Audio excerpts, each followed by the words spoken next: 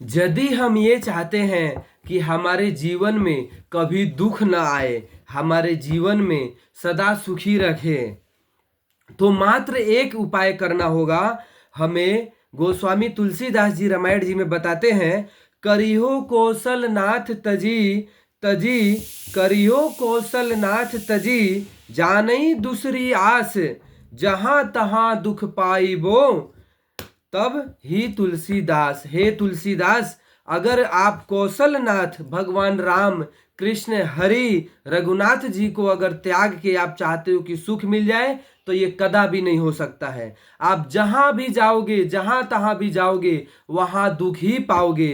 हे तुलसीदास, इसलिए मैं तुलसीदास जी अपने मन को कह रहे हैं कि हे मन, इसलिए केवल रघुनाथ जी के ही शरण ग्रहण करने में हमारा भलाई है। केवल रघुनाथ जी का शरण ग्रहण कीजिए और सदा सुखी रह सकते हैं, कोई हमें दुख नहीं दे सकता है। देखिए ना, जैसे संसार में एक संसार का जीव, एक मनुष्य कितना मतलबी है, और उस मतलबी का एक आजकल एक कुत्ता पालने का शौक है।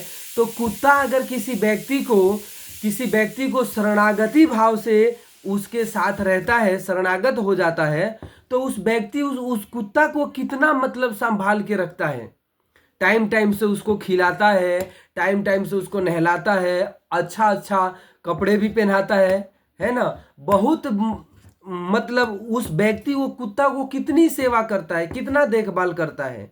इस संसार का इतना मतलबी मनुष्य भी कोई जीव उसके शरणागत हो जाता है तो वो कितना उसको सेवा भाव करता है, कितना सेवा रखता है। और हम तो रघुनाथ जी अकारण करुणामय भगवान है, बिना बिना कारण के ही कृपा करने वाले हैं, बिना कारण के ही करुणा करने वाले हैं। ऐसे भगवान को यदि हम मनुष्य शरणागत हो जाए तो वो क्यों हमारी रक्षा नहीं करेंगे, क्यों हमारी देखभाल नहीं करेंगे? अवश्य करेंगे। भगवान राम भी कहते हैं कि सन्मुख होई जीव मोई जबहि, जन्म कोटि अघे ना सही तबहि।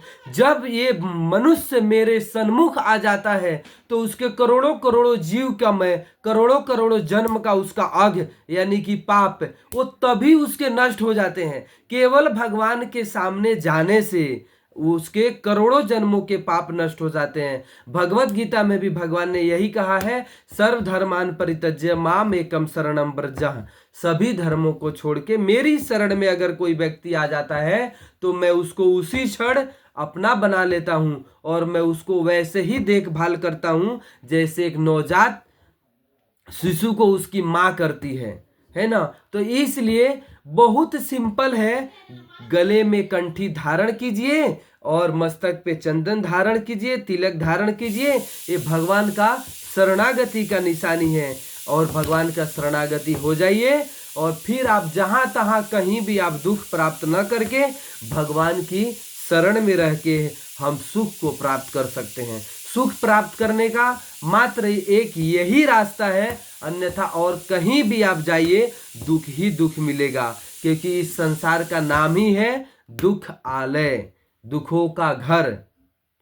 इसलिए हमें भगवान की शरण में ही रहना चाहिए। हरे कृष्णा।